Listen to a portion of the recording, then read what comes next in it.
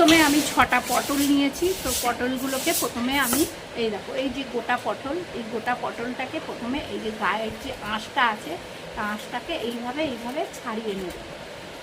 এইভাবে আঁশগুলোকে ছাড়িয়ে নিচ্ছি। দেখো এই যে আমার ছাড়ানো হয়ে গেছে, এই যে ছাড়িয়ে নিলাম ভালো করে। নিয়ে একটা মুখ রেখে দেব আর একটা মুখ করে এইভাবে ভালো করে এটাকে গা থেকে আঁশগুলোকে ভালো করে ছাড়িয়ে নিয়ে এবার একটা সাইড আমি কেটে দেবো। দেখো এই মুখটা আমি কেটে দিলাম, মুখটাকে কেটে দিলাম।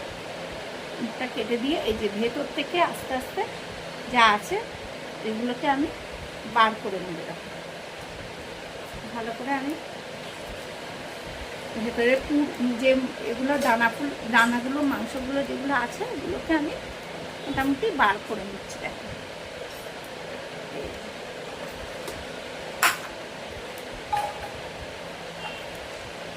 একটাই তোমাদের সঙ্গে প্রথমে দেখাচ্ছি, আর আমি ভেতরে আরও এগুলো আমার সব কাটাই আছে। দেখো এইগুলো এই যে পরপর এই ভেতরে দেখো কিছু নেই, বুঝছো, ভেতরগুলো ফাঁকা।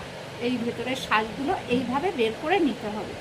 আর এই দেখো এই বীজগুলো, এই যে দেখো বীজগুলো আমি ছাড়িয়ে নিয়েছি, ঠিক আছে। বীজগুলো কিন্তু দিয়েই আমি পুরটাকে বানাবো। আর চিংড়ি মাছ দেবো এর মধ্যে, দিয়ে যা দেবো তোমাদের উপকরণ ওগুলো দেখিয়ে দিচ্ছি। কাঁচা লঙ্কা একটুখানি জিরে গুঁড়ো দেবো, আর একটু আদা বাটা দেবো, একটু আদা অল্প একটু দিয়ে ভালো করে আমি এটাকে কাঁচা লঙ্কা দিয়ে পেস্ট করে নেব এটার সাথে। আর এই চিংড়ি মাছের সাথে একসাথে আমি পেস্ট করে নেব। নিয়ে আমি তারপরে তোমাদেরকে দেখাচ্ছি কিভাবে আমি পটলের দোরমাটা বানাবো। তো দেখো আমার এই যে সব রেডি হয়ে গেছে, এগুলোকে ধুয়ে প্রথমে ভেজে নেব, সেটাও তোমাদেরকে দেখাচ্ছি এক এক করে। তো দেখতে থাকো বন্ধুরা। এইবারে আমি এটা পেস্ট করব, তো তার জন্য আমি মিক্সি জারে দিয়ে দিচ্ছি। এই দেখো এগুলো দিয়ে দিলাম, এর মধ্যে কাঁচা লঙ্কা আর এই ভেতরের যে পুরটা বেরিয়েছে পটলের যে এটা সসটা, এটাই দিয়ে দিলাম। এর মধ্যে কাঁচা লঙ্কা দিয়েছি, আর এটার মধ্যে এই যে এই চিংড়ি মাছটাও দিয়ে দেবো পেস্ট করে। এই যে কাঁচা চিংড়ি মাছটা দিয়ে দেবো, দিয়ে এটার মধ্যে আমি একটু এই যে আদা রসুনের পেস্ট আমি এর মধ্যে একটু দিয়ে দিলাম,